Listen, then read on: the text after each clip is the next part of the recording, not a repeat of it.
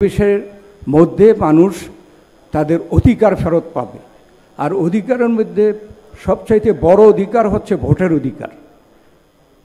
সেই জন্য আপনারা দেখেছেন যে আমরা যখন এই সরকারকে সমর্থন দিয়েছি, সাথে সাথে আমাদের ভারপ্রাপ্ত চেয়ারম্যান তারেক রহমান এবং আমরা যেখানে যেভাবে আমরা বক্তব্য রাখছি, আমরা কিন্তু এই কথাটা পরিষ্কার বলছি যে অতি দ্রুত সংস্কার সাধন করে নির্বাচনের রোডম্যাপ দিতে হবে।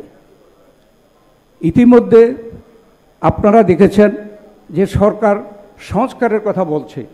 আমরা একটু সন্দেহ করছি যে একটি মহল চেষ্টা করছে যে সংস্কার নাম দিয়ে নির্বাচনকে বিলম্ব করা। আমরা এই ব্যাপারে কিন্তু পাবলিকলি জনসম্মুখে আমরা ঘোষণা করেছি যে যত নির্বাচন বিলম্ব হবে তত বাংলাদেশে নানা ষড়যন্ত্র হবে, এবং যদি নির্বাচন বিলম্ব হয় আর যদি নির্বাচন করে একটি দেশে আমাদের দেশের মানুষের যারা নিজ হাতে স্বাধীনভাবে ভোট দিয়ে এদেশে জনগণের সরকার প্রতিষ্ঠা করতে না পারে, তাহলে এই সরকার কিভাবে বিদায় নেবে? অর্থাৎ এই সরকারের ব্যর্থতা আসবে, এবং আমরা চাই না যে এই সরকার ব্যর্থ হোক।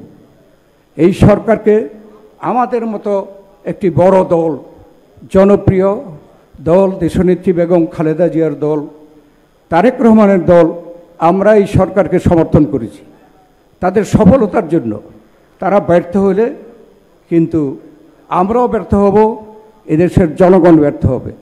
বৈষম্য বিরোধী আন্দোলনের ছাত্র জনতার যে গণ অভ্যুত্থান, সেই গণ অভ্যুত্থান ব্যর্থ হবে।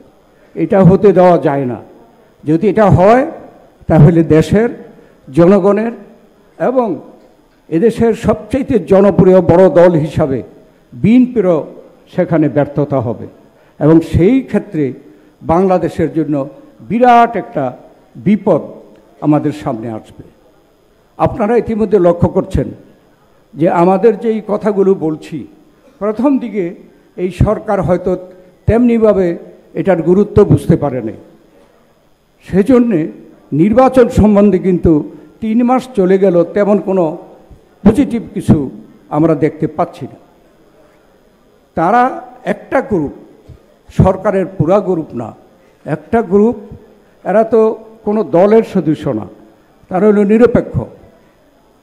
যেভাবেই হোক তারা আজকে ক্ষমতায় আসছে।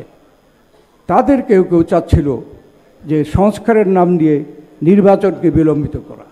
আমরা বলেছিলাম যে যত দ্রুত সম্ভব নির্বাচন দিয়ে জনগণের নির্বাচিত সরকারকে প্রতিষ্ঠা না করতে পারলে এদেশে বিগত যে পতিত সরকার যে সকল ক্ষেত্রে ধ্বংস সাধন করে গেছে, এগুলোর মেরামত করা সম্ভব হবে না।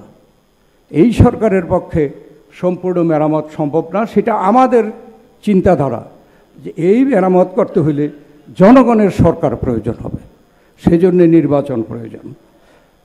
এখন প্রশ্ন হলো আমরা কেন সংস্কার প্রস্তাব, এটা তো আমরা 1 বছর আগে, তারও আগে থেকে দিয়েছি। এখন আমরা কেন আবার আপনাদের সামনে আসছি? কেননা আপনাদের মাধ্যমে আমরা যেতে চাই দেশের সার্বিক জনগণের কাছে যে এই সংস্কার কথাটা বাংলাদেশ জাতীয়তাবাদী দল, দেশনেত্রী বেগম খালেদা জিয়া, তারেক রহমান, বাংলাদেশ জাতীয়তাবাদী দলের নেতৃবৃন্দ বহু আগে থেকেই চিন্তা করে রেখেছে যে শেখ হাসিনা ক্ষমতায় টিকে থাকার জন্য গায়ের জোরে দেশকে যেই অবস্থার দিকে নিয়ে যাচ্ছে, বিভিন্ন স্তরগুলোতে যদি ভবিষ্যতে মেরামত না করা হয় এবং সংস্কার করা না হয়, তাহলে বাংলাদেশ যে আমরা যেই বাংলাদেশ মুক্তিযুদ্ধের মাধ্যমে অর্জন করেছি, যেই চেতনা মুক্তিযুদ্ধের মাধ্যমে দেশের মানুষ প্রকাশ করেছে, সেই চেতনাকে বাস্তবায়ন করা সম্ভব হবে না। এখানে আমাদের বক্তব্য হচ্ছে যে সংস্কারের কথা বলে নির্বাচনকে পিছানো বুদ্ধিমানের কাজ হবে না, দেশের জন্য ক্ষতিকর হবে। আর সংস্কারই যদি হয় তো আজকের বাংলাদেশে কিন্তু বাংলাদেশ জাতীয়তাবাদী দলই সবচেয়ে জনপ্রিয় বৃহৎ দল। যদি নিরপেক্ষ এবং স্বাধীন একটি নির্বাচন হয়, জনগণ যদি ভোট দিতে পারে, এটা অবধারিত যে বাংলাদেশ জাতীয়তাবাদী দল আগামী দিনে সরকারে আসবে, জনগণের সরকার হবে।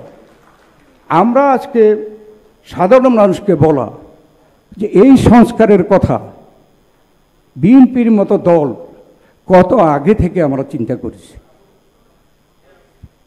বেগম খালেদা জিয়ার ভিশন 2030, তারেক রহমানের 27 দফা, তারপরে এটা 31 দফায় পরিণত। তো আমরা তো কত আগে এই সংস্কার সম্বন্ধে চিন্তা করে রেখেছি। তবে এটা তো আমরা বলতে পারি না যে জনগণ যদি আমাদেরকে এদেশে নির্বাচিত করে ক্ষমতায় না বসায়, তাহলে তো আমরা এই 31 দফা বাস্তবায়ন করতে পারবো না। অতএব 31 দফা এই সংস্কার সম্পর্কে আমরা আগে থেকেই চিন্তা করেছি। বর্তমানে যারা বলতে চাচ্ছে সংস্কার ছাড়া কিছু হবে না, আমরা বলতে চাই এই সংস্কারের কথা আমরা চিন্তা করে রেখেছি। তবে আমরা তো দাবি করতে পারি না যে বিএনপি এই সংস্কারগুলো বাস্তবায়ন করব। যতক্ষণ না এদেশের মানুষ এই বিএনপিকে আগামীতে নির্বাচনের মাধ্যমে, স্বাধীনভাবে নির্বাচনের মাধ্যমে বিএনপিকে ক্ষমতায় না বসানো পর্যন্ত এই সংস্কার সাধন সম্ভব নয়।